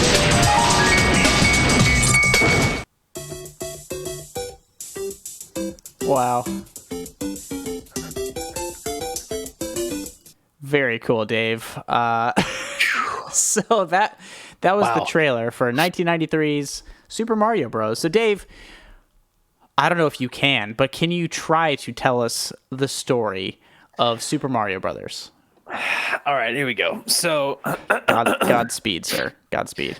So basically, this Super Mario Brothers movie is about two brother plumbers, which sounds like a bad take to hide your motherfucker joke. I was that's exactly what I thought. You brother plumbers? Who are broken out of work as per usual, I guess. Yeah. And Luigi meets and falls in love with this girl at first sight because she's so beautiful or whatever. And she gets taken by these two weird goons who can't drive. And then all of a sudden they have to go to this alternate universe from a cave in this weird rock thing. It's not really rock. And then they have to go through this alternate dimension where dinosaurs evolved into human-like creatures and mammals did not. And they don't have any resources. And King Koopa wants to find the princess who was taken to the Earth side and get her chunk of meteorite back to Almost done. I'm almost done. To merge the worlds so that King Koopa and the dinosaur people can have all their resources to have a good life or something. Bro, so whereas the first the new Super Mario Brothers movie was pretty light on plot, this has so much fucking plot. It took I think we're running on 15 minutes it took you to explain that movie. So for a little setup to this movie, it's undertaken a bit of a reevaluation as of late, with, thanks to the new movie, but as well as filmmakers like Quentin Tarantino, who've been talking about this, kind of bolstering the reputation. This film is has been known as a notoriously bad film. And was also a notorious nightmare to make. There's a married couple directing, and they wanted to make a movie that was a dark adult film, but the studio decided they wanted a fun kids movie instead. Oh, great. And all the sets had already been built and stuff, and all the characters, basically everything's dark. Like you saw all the city, like Dino Hatton, Yes. Everything's dark, and the character designs are really dark and grimy and shit. But we have this wacky ass kids adventure film plot going on. Right. Yeah. It's very strange, but there's lots of fights. The actors hated the directors because I guess they were really, really inexperienced. People were just shitting on them openly. Dennis Hopper, Bob Hoskins, who played Mario, and John Leguizamo, who played Luigi, also fucking hate this movie, and they said they had the worst time ever making it. I guess the set was insane, very unsafe, and the script was, to John's point here, the script was constantly being rewritten.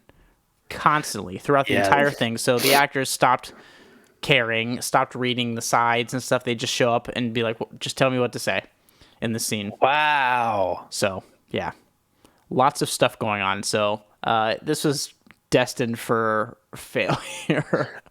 Side note, before we get into it, did you hear that John Leguizamo was asked, are you going to go see the new one? And he was basically like, fuck no. Yeah, this traumatized a lot of people. Not even because of the 93 movie. Oh, really? Why? He said no because they should have cast a Latin character. Oh, interesting. Which, I'm all about inclusion. Yeah. You know 100% I am. But how can you get mad that they didn't cast a Latin person and a Latin actor for a movie about Italians? It doesn't really make sense. I didn't hear that. I didn't hear that at all. And yeah, so in the chat, yo, Dabs, what's up, buddy? So yeah, the Writers Guild has basically, they kind of decide how many writers get credit on movies, but also they just, I don't know if you know this, but they changed this maybe 10-ish years ago. Before with directors as well. This isn't the Writers Guild, but the Directors Guild and stuff. You could only have one credited director for a film. So the Coen brothers, their early movies, they switch off taking credit. No for the movie, even though they both directed the movies, they'd have to switch off taking the credit. Wow, dude, that's very weird. Yeah, it's very staunchy old ways of doing stuff. But yeah, but back to this movie, it was a mess. It was an absolute mess by all accounts to get made. So, but for me, I hadn't seen it since I was a kid. It's been over 20 years since I've seen this movie. Pretty much didn't remember any of it, at all. Yeah. I remember King Koopa, Dennis Hopper's look, and I remember some things like that, but that's pretty much it. I had a really fun time watching this movie. Dude, I had a really, really fun time watching this last night. I really, really liked this. Actually. It was so fucking weird. I went into this being like, oh boy, here we go. This is going to suck. This movie's going to be so bad, especially after seeing the new one. I'm like, dude, this is going to be garbage. And 5 minutes in, I was like, oh no. And then the longer I went, I was like, me too, dude. What? Me too.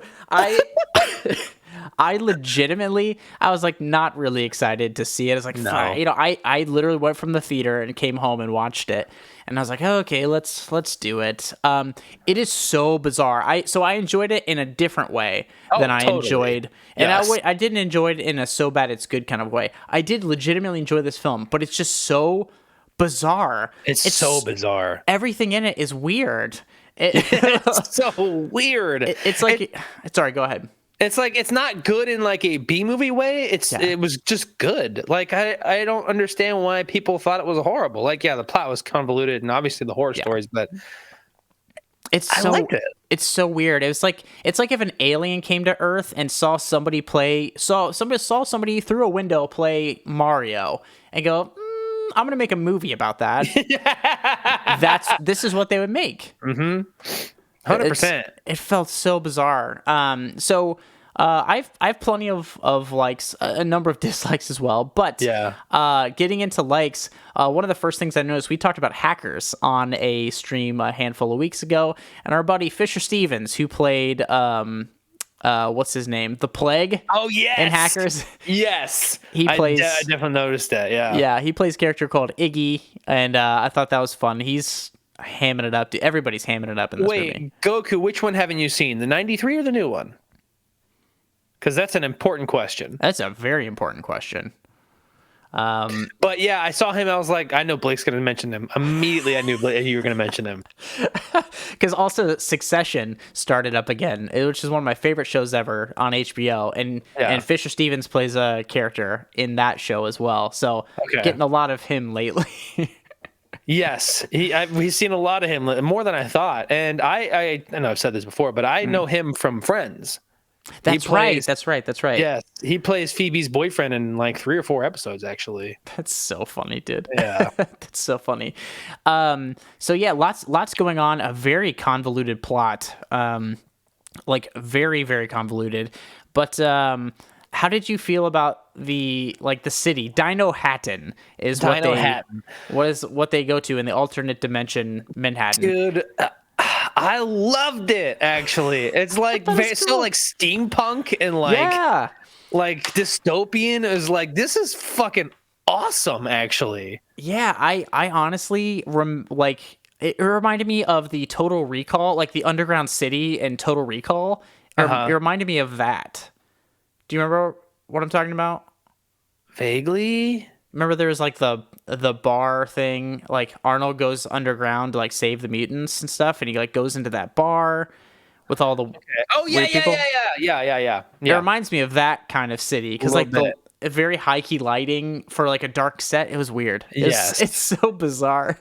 Yeah, but also with speaking icky with the cars on like the rails, I really liked the like police car design. That was really cool that they had because it's like this. How would you describe it? It's like this giant engine. It's like a Mad Max cop car. Yes, that's a perfect way to describe it. It is absolutely like a Mad Max cop car. It's so weird. It's fun. Somebody had a really fun time designing this stuff. Dabs, I think I can go ahead and speak on that. There wasn't Italian accents in either of these movies. Yeah, definitely. Yeah, definitely not. So that wouldn't even. Yeah, no, for sure. And John, sorry, I was reading John's comment here. Yeah, everybody essentially signed on for this like really intellectual, like really interesting version of this movie, and they showed up and everything got changed. Actually, the writer of Rain Man wrote a version of this script. That's fucking crazy. Isn't that funny? The Oscar-winning writer of Rain Man. Wow, like they almost did a gritty fucking reboot before it was a reboot of Mario. Like, that's nuts. I don't think it would have been good though. I think as horrifying as this was for everybody involved, this is how it needed to be. Ooh, people at the time would not have agreed with you because nobody knew what to make of this movie. But I think this was also after like the '89 Batman, which was like a dark, reimagining of Batman. I mean, Batman the comics are dark as well, but it's a dark movie. So I can see where the idea came from and the genesis of that and wanting to make it dark and gritty, which makes sense. But it's Mario. What are you fucking talking about? It's such a bad idea. Well, I would be interested to read that script. To be fair, I'd be interested to see what like an intellectual like dark drama of Mario, Super Mario Brothers my God, would have been. It could have been fun, dude. I don't know. Yeah, I mean, I think it'd be fun to read, but to actually be a movie, I don't know. Yeah, I'd be interested. But I liked that. What were some of your other likes about this? Right off the bat, I really love the plunger plaque that they had. Right off the bat, I really liked the design of the Goombas. I thought that was like, I didn't think it was going to hold up. I thought it was going to be horrible. They're creepy. But yeah, they're creepy, but I loved it. Like I was like, oh, this is actually really cool. Yeah, no, I agree with you. They hit. It kind of reminded me. They kind of reminded me of like of like the original Ninja Turtles film. Like it kind of reminded me of those kind of like animatronic stuff. And those things were creepy. I think that held up relatively well. Also, I was gonna get into Toad. We have punk rock Toad. Yes. In this. Who's actually played by a psychobilly musician named Mojo Nixon. Weird, because I was like, this dude looks like Nick Swartzen a little bit. Oh, he does. He definitely does. But this guy's actually a pretty relatively famous psychobilly musician. And actually, fun little piece of trivia, in the late 90s, he was a DJ at WBN in Cincinnati. Nuh-uh. Yeah. What was his name? I think he probably just went by Mojo Nixon. I don't remember that. I used to listen to EBN as a kid because my dad listened to it. Mark listened to it. Yeah, same. Absolutely same. I grew up listening to WBN. That's crazy. So we heard him at some points. But yeah, anyway, I thought he was great. And then he gets turned into a Goomba, and he's like the Goomba that like they still care about and they take care of. That like Princess Daisy sets him on fire by accident and like goes back and puts the fire out. This guy's like harmonica thing. It's fun. It's great. It's fun. It's a lot of fun. I really fucking liked it. I did too. I really didn't think I was gonna. I really thought it was gonna be like another Mortal Kombat for me. Yeah. I'm not gonna lie too. I also think the brother dynamic in this is stronger than in the new movie. At times, I would say at times I agree with you. Okay. I think overall it did not feel that way because Mario in this one is old enough to be Luigi's dad. Almost, yeah. See, there you go. I know he's a DJ and like runs a Sirius XM channel and stuff now. But yeah. So my thing about this is like I envision him as like 10 to 15 years older. Yeah, that's weird to me. I don't know. It worked for me because I think they had more of the dynamic because John Leguizamo, like Luigi's into like, you know, he's more of a spontaneous guy. He's into like weirder stuff, and Mario's kind of like the older, stauncher kind of guy. And so Mario saves Luigi from his like values, and then like Luigi saves Mario with his kind of values, and they learn to appreciate. I thought that was, you know, it's kind of a standard tropey thing, but I think it really worked for this, and I felt that between the two actors. I think Bob Hoskins and Leguizamo played perfectly off each other. I agree with that point, and I think it was a great brother dynamic for sure. Yeah. I don't know. I just like the one in the 2023 version better. I just in 2023 we didn't see them together enough for me to like really feel much of it. There's like some like those keyword things, but I like that we saw them both together helping each other the entire time this movie. I really liked that. There's also a couple really like funny and interesting things. They steal one of the cop cars, and to get away from the other cop cars, they hit the brakes and avoid it. But then actually, never mind. This makes sense. They go off the rails down a tunnel, and I think Luigi goes, hit the brakes. And Mario goes, we ain't got no brakes. I was like, you just hit the brakes. You just hit the brakes a minute and a half ago. You have brakes. I know you have brakes. But they don't because they ran out of power. I don't know if that also makes sense. Well, because the power is coming from the fucking cables to the roof, and then there's no more cables to the roof, so it just quickly died because there's no battery. It's just like a giant alternator. But you don't have like I don't know. I guess I don't know the mechanics of what goes into braking systems. So Well, I mean, in a normal sense, Yeah. In the 90s, it would be difficult to break without the power being on because it's vacuum based. Yeah. Okay. See, I don't know. Yeah. It doesn't make a lot of sense because you know, you could still break a little bit. Like you could still break it just hard and it's like tough to get the brake pedal down. Okay.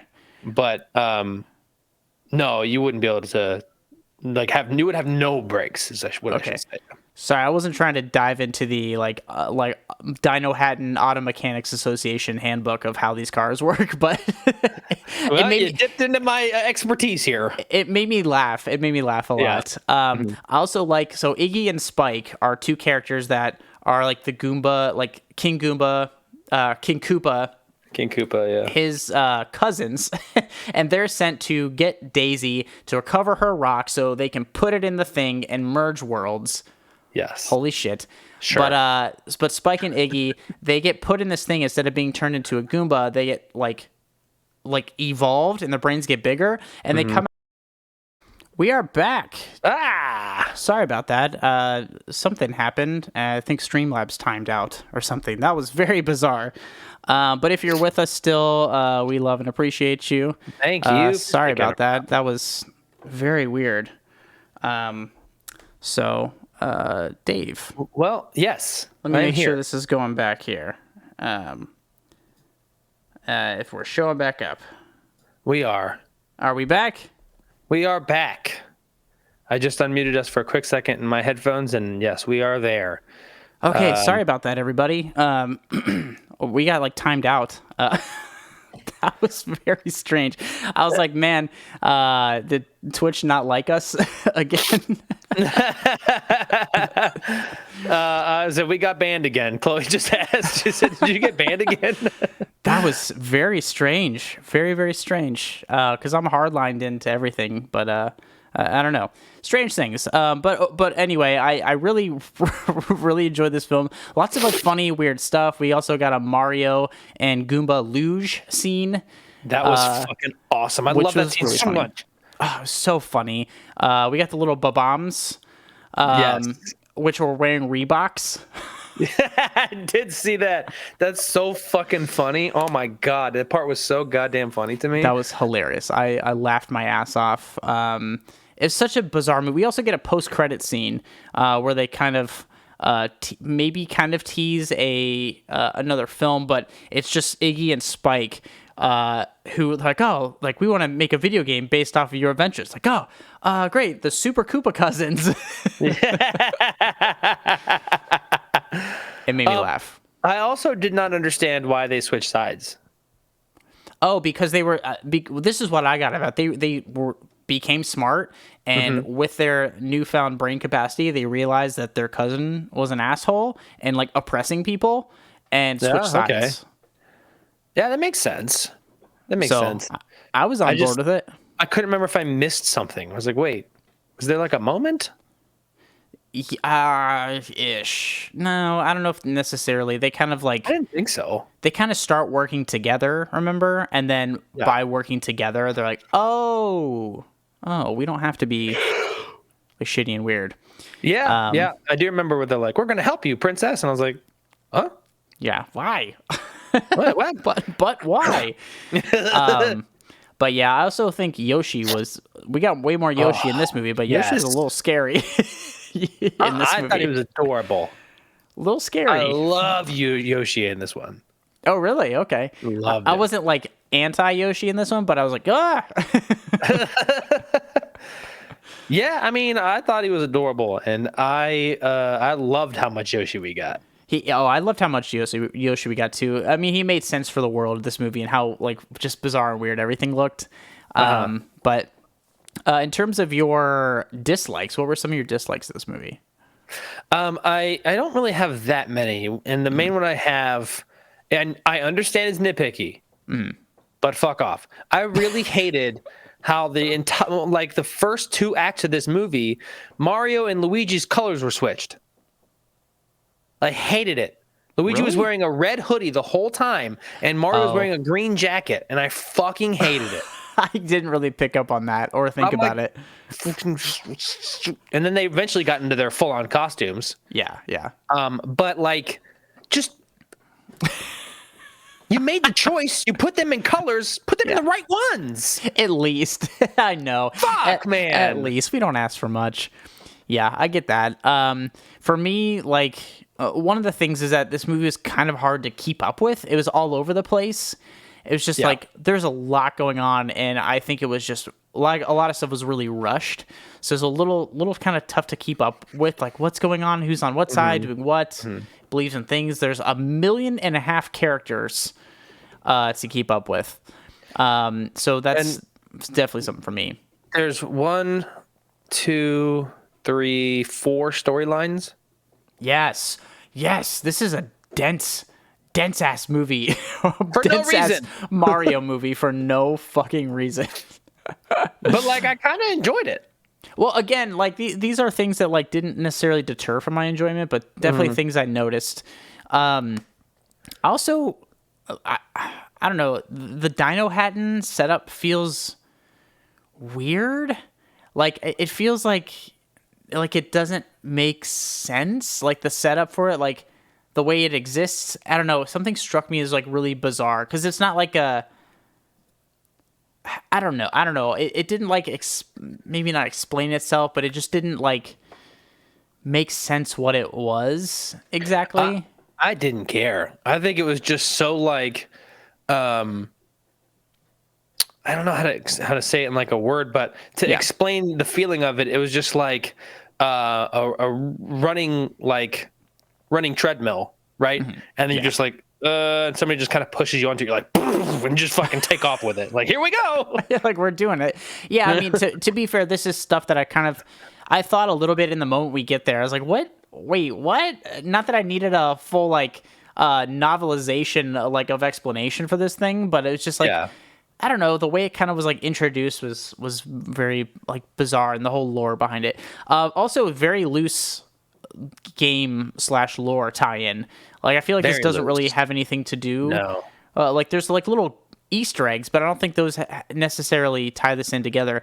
My biggest complaint: no mushroom eating. They like hinted at it. I was like, oh, we're gonna get some mushroom eating at the end, and that's where they're gonna like find their power to like defeat, King Koopa. Yeah. Nope. None of that. Nope. It's just that the mushroom was a guy the whole time. I actually kind of thought that was so bizarre and weird. And when they show, because it's Daisy's dad is the fungus. Yes. And when they show that wide shot in the room, it reminded me of something out of the movie Annihilation. Oh my God, yes. Right? Yes. Right? I was Love that. I really enjoyed that. I thought that was really cool. Because that was also, oh gosh, hold on, please. That when we actually see the guy, he, where is it? Lance Hendrickson. Lance Hendrickson played the king. So you would know Lance Hendrickson from Aliens, Hard Target, like all this stuff. He's in a ton of great stuff. Incredible actor. So I love that he was in this for like one line. Yeah. And then dipped. But overall, this is a really fun movie. So is this a recommend for you? Actually, yes. Okay. Yes. It is a recommend for me. And also, I basically got a 0 on the Dava-meter. I was gonna ask like how this fared. I didn't know. I didn't know how you're gonna come out with this. Neither did I.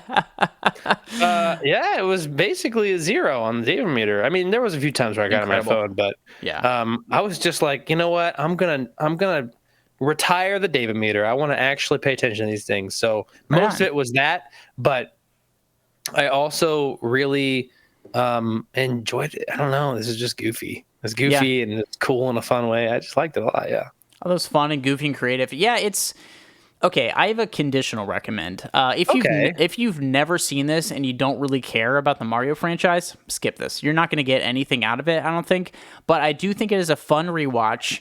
So I recommend that if you like some of the old stuff, or you want a nostalgia trip, definitely watch it. Or if you like the new Mario and you want to see like the Nightmare Acid version, watch this because it is fun. I don't know how much I could just recommend this to anybody off the street. I think it takes a certain kind of appreciation to enjoy this movie. But I really liked it, and I don't know if you should be surprised because Icky, because this is a creative, interesting film, whereas Winnie the Pooh felt not creative at all. It felt like it hinged all of its things on, like, look at it, it's Winnie the Pooh with an axe. And, like, I don't care. It didn't do anything fun or creative. This is fun and weird and creative, and I see why it flopped when it first came out. But I think rewatching this, I really had a good time with it, and I could definitely recommend it. I agree. I would say that I agree with you, and it's conditional too, but I definitely recommend it. I think it was great.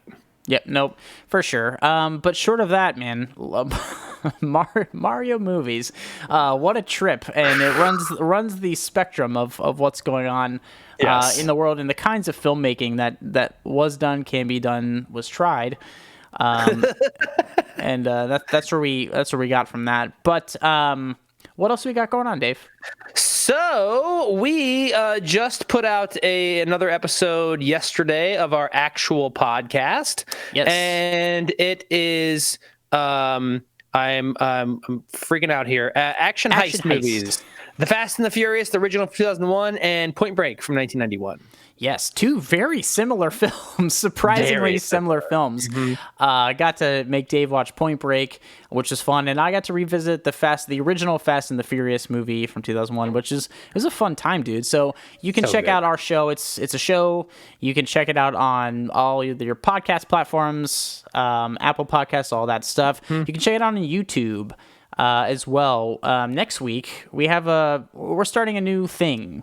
We sure are. It's going to be full video, because normally our episodes on YouTube, it's just like an overlay of us and you hear us talking. But now you're going to see us. Yes. It's going to be the same setup you see right now, but in black and white. Not the same setup you see right here, but it will be in black and white. I meant like me in my house and you in yours. Yes, true. That is very true. So yeah, you'll see us for the whole episode, for better or worse. And obviously you'll see the movie clips and stuff in there like you have been able to see. But yeah, it's fun. We're really excited to get these out there in a more visual way for everybody. But yes, all your follows and likes and word of mouth stuff helps. Especially if you're rating and reviewing us on Apple Podcasts. Always appreciate that. Also, you can give us a follow for free here. That'd be great. If you have an Amazon account, you can sub to us for free. We appreciate all that stuff, but it's never required. We're just happy you guys show up with us every week, despite our weird technical issues. Sorry about that, but thanks for sticking with us. Yes, thank you for sticking around. Yes. Luckily, it happened towards the end of our stream, but but yes. What is next week's episode of the podcast? Next week's episode on the podcast is haunted house movies. Yes, we are talking about The Conjuring from 2013 and Poltergeist from 1982. Classic. Dude, such a fun time. I'm actually really excited for that episode. It's going to be really good. It was a really good episode. Yeah, I'm excited for that. But what are we doing next week on the stream, Dave? Do we know? Nope. Am I going to make you see Renfield? Oh, yeah, probably. Let's see. When does Renfield come out? It comes out. Oh, I think it's out. Ah, crap. I'm seeing showtimes for it here in Los Angeles. I don't know if it's wide release yet. Interesting. But I don't know, man. I don't know. FPS stream bigger. Hey, that's actually a great. That's actually a pretty great game. Is one of our audio going to be shitty? Does our clips not work? Are we are we echoed? Is somebody like glitching out? You never know what you're gonna get when you come to our stream. We're gonna produce some FPF stream bingo cards for you guys. Yeah, when one of us says "listen," or one of us says whatever dumb shit we say over and over again. But either way, if you'd also like to join us, give a suggestion for the stream, or just talk about movie stuff in general, check us out on the Discord. There's a link there in the chat. We have a good time shooting the shit there. Lots of people in there sharing clips, goofing around. Also, we watch some movies for the stream on there sometimes too, so you can watch along with us.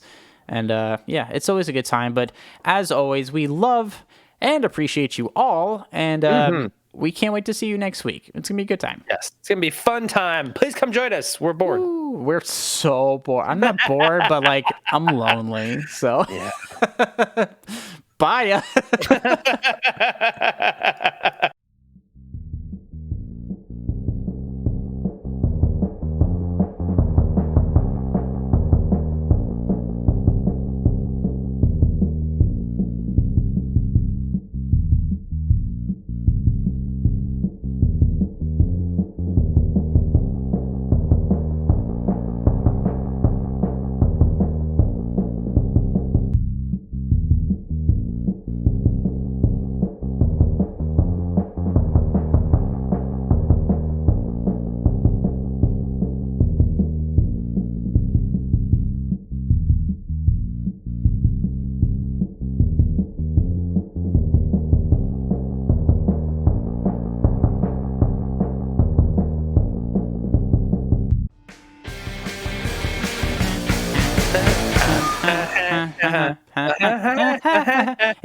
It's I did that. No, you didn't do that.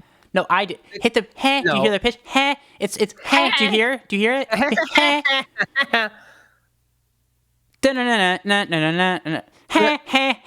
You know what I'm saying, dude? Get on fucking board, dude. Listen, we rehearsed this forever. I'm doing it right. You are not. Get on board, dude. We watched the YouTube lessons. We did all this stuff, and it's just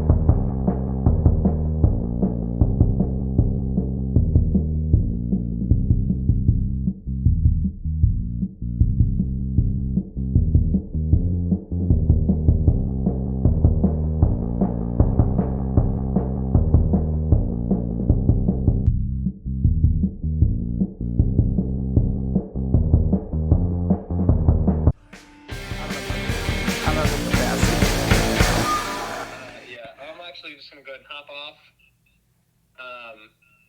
And then call. Well, I'm going to hop off the stream. We'll stay on the phone because we need to talk about the points and shit.